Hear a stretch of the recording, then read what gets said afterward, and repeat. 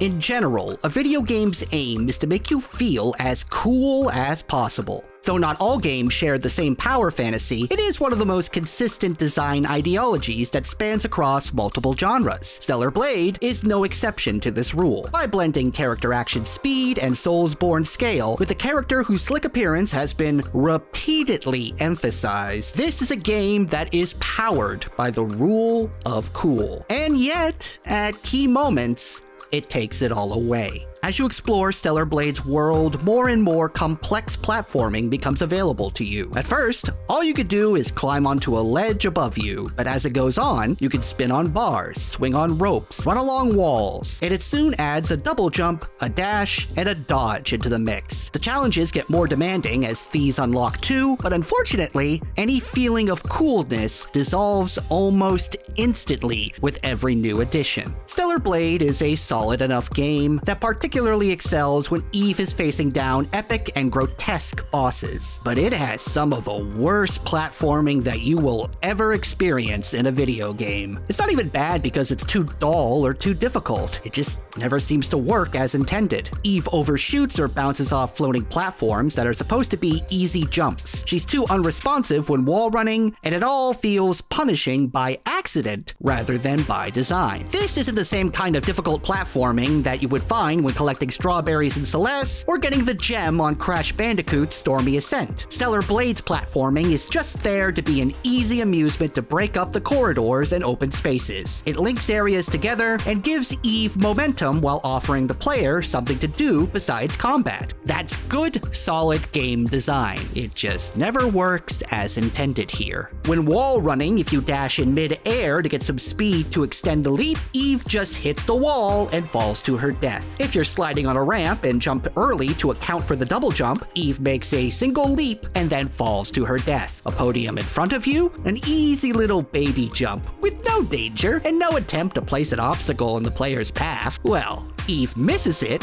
or skids off the end, and you'll never guess it. She falls to her death. The game continues to combine these techniques in different patterns, and while ledge jumping and bar swinging are ever reliable, you never get to build up a rhythm because there's too many parts that expect unnecessary levels of precision. The final addition to all of this are rotating saw blades that grind Eve up into goo. You get to witness this in highly graphic death scenes, which is strange because when Eve dies in combat, the screen just goes to black. These often come during on-rail sections when control of the camera is wrested away from you, and with it, control of Eve. For all the lava bombs and laser beams that are shot at you from gargantuan bosses, you're more likely to die many times to single jumps into the darkness. Stellar Blade wants Eve to come across as an avatar of cool, suave success, with all of her elaborate attacks and sexy outfits. But it all falls apart when she attempts the most basic of tasks. Ultimately, Eve is just too clumsy to be cool.